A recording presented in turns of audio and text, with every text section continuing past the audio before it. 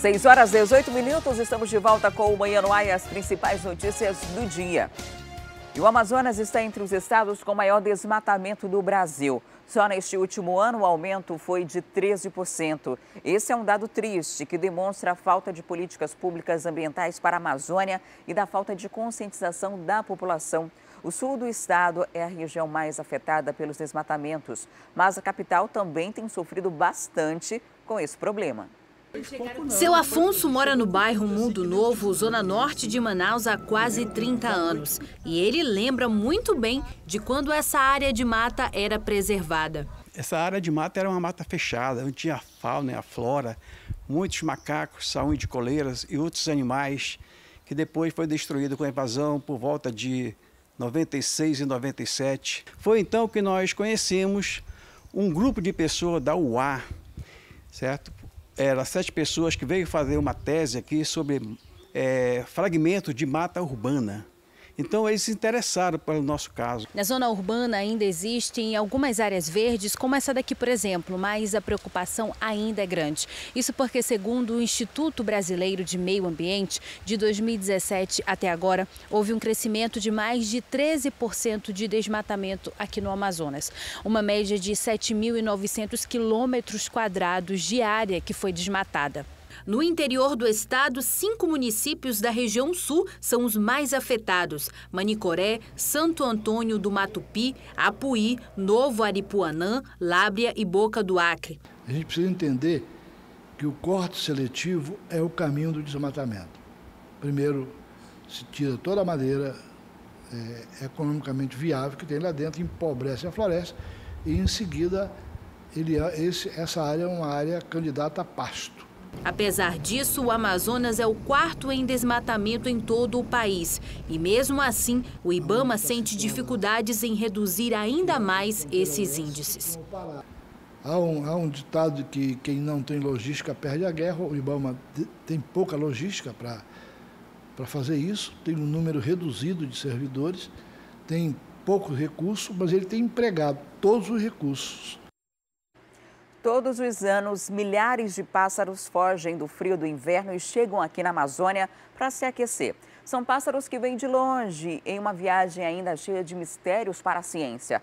Mas agora, a parte de tantos questionamentos sobre o fenômeno podem ser respondidos.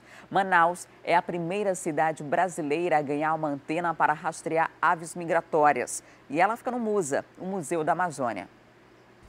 O equipamento foi instalado no topo da torre metálica de 42 metros de altura.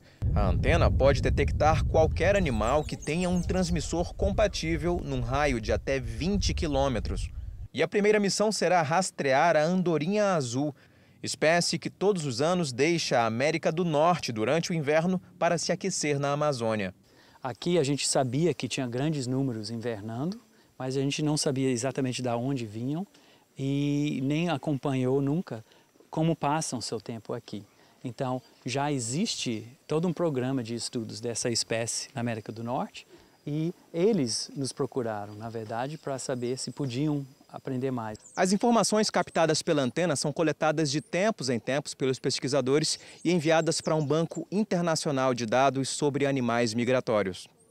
Além de ajudar na captura e implante de transmissores nas aves, a Pamela quer saber mais detalhes sobre a visita desses turistas de bico e asas. Nosso principal objetivo é caracterizar os hábitats que elas ficam, os dormitórios, qual é o tipo de vegetação, se é muito perto de habitações humanas, se tem corpos d'água ou não, saber o que está acontecendo ao redor dela.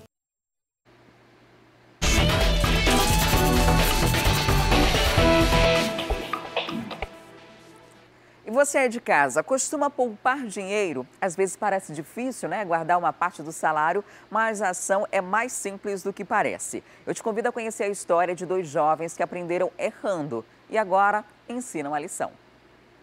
Quando o assunto é economizar, quase todo mundo tem uma boa desculpa. E as recentes pesquisas confirmam isso. De acordo com uma pesquisa do SPC, 45% dos brasileiros alegaram que não conseguem poupar porque a renda que recebem não é o suficiente para economizar. Mas, segundo os especialistas, isso não é um problema. O que falta mesmo ainda é a educação financeira. O brasileiro ele não teve e não tem a cultura do poupar. Então, ele não tem o hábito, ele não aprendeu desde da escola, ele não aprendeu desde cedo o ensinamento, digamos assim, a prática do poupar. Então, ele se vê tendo contato com o dinheiro já na maturidade, quando ele assume responsabilidade, quando ele tem filho, quando ele tem casa, enfim, quando ele vai morar sozinho. E foi só quando o Nicolas entendeu que talvez não consiga escolher o valor do seu salário, mas que poderia estabelecer o preço das suas despesas, foi que tudo mudou e até sobrou para o lazer. Independente do tamanho do salário, quem escolhe o tamanho da nossa despesa somos nós mesmos, né? Então, como eu faço hoje com o meu renda mensal, eu separo em 50, 20 e 30. Quem ganha salário fixo dá para fazer isso. 50% eu tenho gastos fixos, luz, aluguel, gasolina, coisas, né, burocráticas ali do dia a dia. 20% é lazer e 30% investimento. Já para o Paulo, a solução foi cortar o cartão de crédito. Somente assim conseguiu economizar e ter um fundo de reserva. Hoje diz que não passa mais sufoco. Eu não costumo utilizar cartão de crédito, né? É uma opção minha. Então eu utilizo de um amigo, parcelo e da reserva que eu tenho, retiro de lá e vou pagando aos poucos.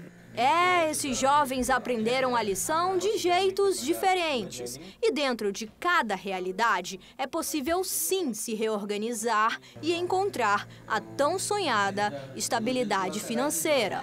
Acima de tudo, o brasileiro ele precisa, apesar dele não ter o hábito da poupança, do guardar o dinheiro, do prever um futuro, ele precisa pelo menos ter a disciplina de saber administrar o seu orçamento doméstico e, pelo menos, começar a guardar uma reserva mínima que ele possa. Se for 30%, ótimo. Se não, o que ele puder poupar já é de grande valia. E depois da crise econômica que enfrentamos, ficaram, claro, as dívidas. E ao que parece, o amazonense vai aproveitar o 13º justamente para pagar as contas atrasadas. Mas a gente sabe que chegando nos últimos dias do ano, o comércio sempre aquece. O vendedor até tenta convencer o consumidor. Tem que ser assim. Vem pra cá, bora aproveitar, é promoção, tá mais barato, senão não vem não. Mas não tem jeito. Esse ano, a maioria dos trabalhadores quer mesmo se livrar das dívidas. Uma pesquisa da CDL Manaus apontou que pouco mais de 22% dos entrevistados deve usar o 13º para pagar as contas. Perdi tudo para controlar negócio de dívida, cartão, cortei tudo. As dívidas também, né? Terá para pagar as dívidas. Para dar, para juntar com o resto, para mim viajar em abril. Essas pessoas vão ter crédito, com isso vão poder comprar de novo e com certeza, numa necessidade de urgência, vão ter crédito, com isso facilita muito mais a vida de cada um. De acordo com o Departamento Intersindical de Estatística e Estudos Socioeconômicos, o DIEESE, a economia do Amazonas deve receber cerca de 1 bilhão e 600 milhões de reais com o pagamento do 13º salário. O comércio ainda é um dos mais beneficiados. Mas agora com o 13º, com certeza, né? Eles vão vir pagar as dívidas, depois vir comprar, vir as compras, porque dezembro, querendo ou não, as pessoas vêm. Chega lá para o dia 20 em diante, o movimento melhora bastante. Mas também tem aqueles que vão aproveitar o dinheiro extra para fazer compras de fim de ano. Ainda segundo a pesquisa, 17,50% dos consumidores vão investir no vestuário, 10,95% em calçados, quase 11% decidiram poupar e 9,24% têm a intenção de comprar itens para a ceia. Nesta época, as lojas também estarão com horários e condições especiais. Nós estamos tentando facilitar o máximo possível para que as pessoas tenham oportunidade, principalmente onde nós vamos ter um maior número de pessoas contratadas do que o ano passado e com isso facilitará mais para que a gente possa atender melhor a cada um cliente que entra na loja. E a gente vai continuar falando sobre isso, porque muitas coisas podem acontecer na vida de alguém e fazer o consumidor se endividar, né? Ficar com o nome sujo na praça pode possibilitar a realização de muitos sonhos. E por isso a Serasa está fazendo um feirão para limpar o nome antes da virada do ano. E o Fred Rocha está ao vivo e vai trazer essas informações para a gente. Olá, Fred, muito bom dia. Conta para a gente o que é preciso para participar de um feirão como esse, além, claro, de estar com o nome sujo, né? Muito bom dia, Adriane. Bom dia a todos. A princípio, aquele que está devendo precisa acessar o site serasaconsumidor.com.br/limpa-nome online. Quem acessar esse site até o dia 1º de dezembro vai ter descontos de até 95%, além de condições melhores para fazer o parcelamento desta dívida. Vale ressaltar que o objetivo da Serasa é, inclusive, tirar o seu nome negativado da praça e possibilitar a você fazer compras. Tem gente que, por conta do nome sujo, acaba não conseguindo o financiamento da casa própria ou mesmo um carro novo.